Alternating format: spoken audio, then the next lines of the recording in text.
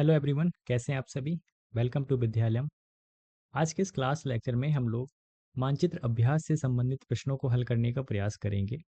लेकिन उससे पहले मैं आपको बता दूं कि आप सभी को जैसा कि मालूम होगा, कक्षा 10वीं की अगर हम बात करें, बोर्ड एग्ज़ाम्स में, ठीक है, हमारी जो बोर्ड परीक्षा होती हैं उसमें से आपको मानचित्र आधारित कुछ प्रश्न पूछे जाते हैं, है ना।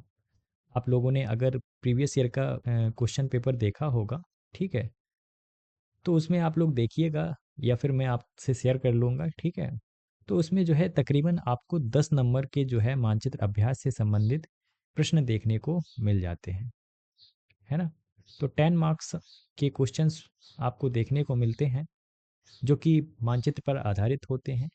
तो आपसे जो है तकरीबन 5 नंबर के क्वेश्चंस जो हैं वो आपके भूगोल विषय पर आधारित हो सकते हैं। यानी कि जब आप सामाजिक विज्ञान नामक सब्जेक्ट पढ़ रहे होते हैं, तो उसमें से आपको जो भूगोल विषय से संबंधित जो आपके चैप्टर्स दिए गए हैं, उन पर आधारित आपसे जो है क्वेश्चंस पूछे जा सकते हैं, ठीक है। उसी प्रकार से 5 नंबर के क्वेश्चंस आपको इतिहास विषय से संबंधित क्वेश्चंस हैं या मैप आधारित जो आपसे प्रश्न हैं, वो आपको देखने को मिल सकते हैं।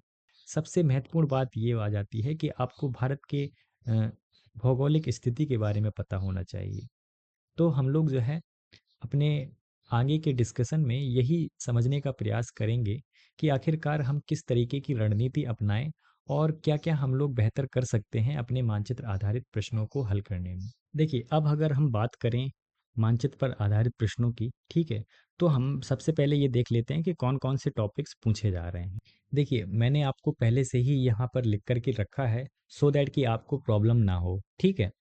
तो आपके टाइम को सेव करने के लिए ही जो है मैंने पहले से ही ऑलरेडी आपको जो है एडवांस में आपके नोट्स तैयार कर दिए हैं। तो आप कुछ इस तरीके से ही अपने नोट्स बनाइएगा, ठीक है, क्योंकि इस प्लेलिस्ट में आपको जो है लिखना भी है और साथ ही साथ प्रैक्टिस भी करनी है, ठीक है।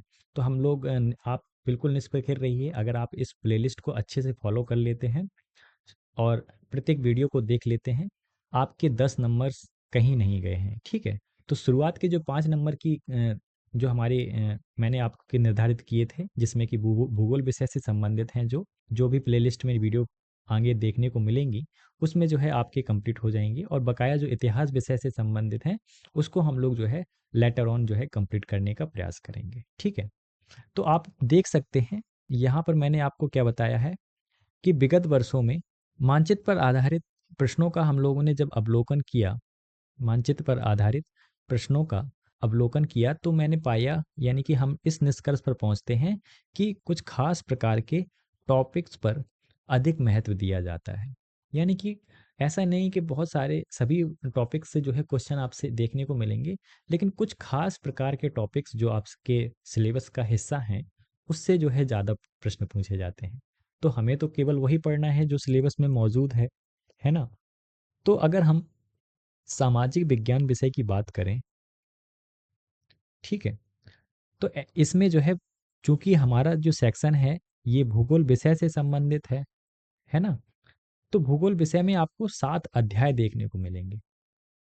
आप लोग देखिएगा, आपको 7 ही चैप्टर देखने को मिलेंगे, ठीक है। तो उन सातों के 7 चैप्टर्स में से मानचित्र पर आधारित जो आपसे प्रश्न पूछे जाते हैं, उन टॉपिक्स को मैंने यहाँ पर जो है लिखा हुआ है, आप लोग देखिए। तो आपको कुछ इस तरीके से टॉपिक्स देखने को मिल जाएंगे, ठीक है। कौन कौन से टॉपिक्स हैं, आप लोग अच्छे से चाहे तो वीडियो पॉज करके इनको लिख भी सकते हैं, ठीक है। क्वेश्चंस इन्हीं टॉपिक से आते हैं आपके अमूमन। तो देखिए कौन कौन से टॉपिक्स हैं। पहला टॉपिक्स है आपका, यानी कि इसमें क्या पूछा जाएगा, पहले टॉपिक आप लोग लिखिएगा कि भारत के पाई जाने वाले, भारत में पाई जाने वाली मिट्टियों से संबंधित आपसे प्रश्न पूछे जाएंगे कि कौन सी मिट्टी बताइए कि किस क्षेत्र में पाई जाती है ना।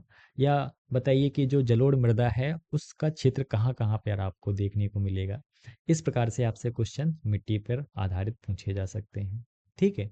लेकिन देखिए, जब मैंने आपको बताया कि मिट्टी से प्रश्न पूछे जाएंगे, तो संभावना ये भी है कि मिट्टी में जो उगने वाली जो फसलें होती हैं, फसलें कहाँ उगती हैं, मिट्टी में ही पैदा होती हैं।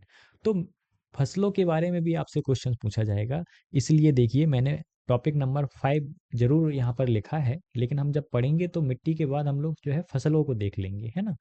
तो फसलों के उत्पादन के बारे में हमें देखना है और साथ ही साथ कौन-कौन से उनके क्षेत्र हैं, वो भी हमें देख कर के चलना है।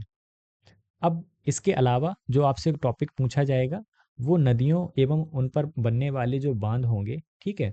उन पर आधारित होगा। यानी कि हम लोगों को क्या ध्यान रखना है, एक तो भारत की नदियों के बारे में पता होना चाहिए और उन पर जो बांध हैं, बनाए गए हैं, वो हमें जो है कुछ प्रमुख बांधों के बारे में भी जानकारी होनी चाहिए। इसके अलावा आप देख सकते हैं कि भारत में पाए जाने वाले जो भी खनिज अयस्क हैं, कौन-कौन से इम्पोर्टेंट मिनरल्स पाए जाते हैं भारत में और उनका क्षेत्र कहाँ पर है, यानी कि कौन से मिनरल्स कहाँ पर पाए जाते हैं। जब आप लोग इससे संबंधित प्रश्नों को देखेंगे तो मानचित्र में कुछ इसी प्रकार से आपको जो है प्रश्न देखने को मिलेंगे, ठीक है।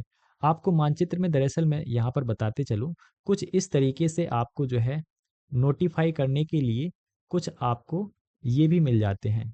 आपको जो है कुछ सिंबल्स दिए जाते हैं, जिनका कि आपको जो है अवलोकन करना होता है, यानी कि उनको जो है मानचित्र पर आपको मानचित्र पर उन्हें जो है बना फिल करना होता है डॉट, ठीक है? आपको एक नक्शा दे दिया जाता है भारत का, उस नक्शे में जो है आपको क्या है, बस इस तरीके से आपको पॉइंट आउट करना रहता है, ठीक है? तो ऐसे क्वेश्चंस आएँगे आपसे पूछने के लिए। हम लोग जब आगे डिस्कशन करेंगे, तो जब हम लोग ये सारे टॉपिक कर रहे होंगे, उसी दौरान आपसे जो विगत वर्षों में पूछे जाने वाले क्वेश्चंस हैं, वो भी हम लोग देखने का प्रयास करेंगे, सो दैट कि आपके सारे के सारे डाउट भी क्लियर रहते चलें, ठीक है?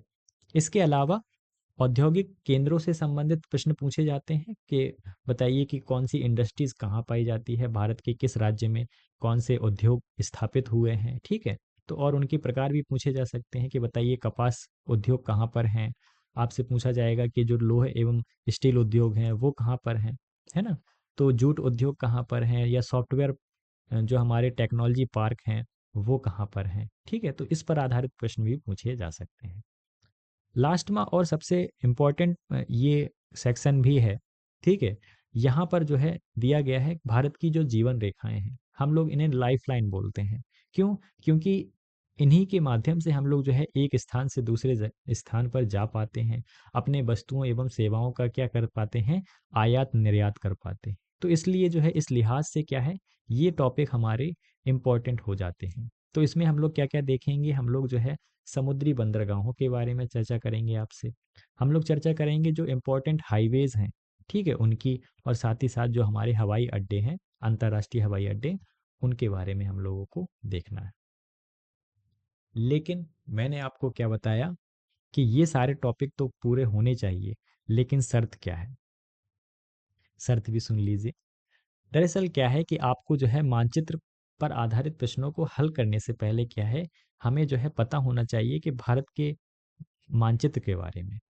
हमें ये जानकारी होनी चाहिए कि कौन से राज्य कहाँ पर हैं, कौन से आपको राजधानियाँ कहाँ पर हैं। राजधानियों से संबंधित आपसे अक्सर एक क्वेश्चन पूछ लिया जाता है, ठीक है?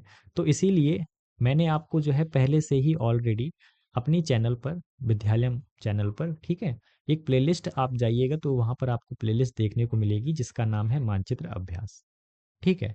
इस मानचित्र अभ्यास नामक प्लेलिस्ट में आपको 12 से अधिक वीडियो देखने को मिलेंगे, लेकिन आप में से उनमें से सबसे इम्पोर्टेंट जो वीडियो है, भारत के राज्य एवं उनकी राजधानियाँ, यूटीज़ एवं उनकी राजधानी, ठीक है? तो इस वीडियो को आप लोग देख लीजिए, ठीक है? सो दैट कि आप जो हैं पहले से ही वाकिफ़ हों, जब हम लोग अपना मानचित्र अभ्यास की जो है अगली श्रृंखला यानी कि स्टार्ट करेंगे, नेक्स्ट वीडियो स्टार्ट करेंगे, तो उसमें जब मैं टॉपिक पढ़ाऊँगा आपको, तो आप पहले से ही जो है सक्षम होंगे मानचित्र अभ्यास से प्रश्न करने के लिए, ठीक है? तो आई होप आपको ये लेक्चर अच्छा लगा होगा।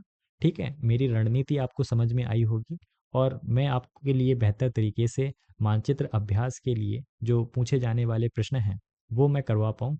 इसके लिए जो है ये एक छोटा-सा इनिशिएटिव था। ठीक है, आई होप आपको अच्छा लगा होगा।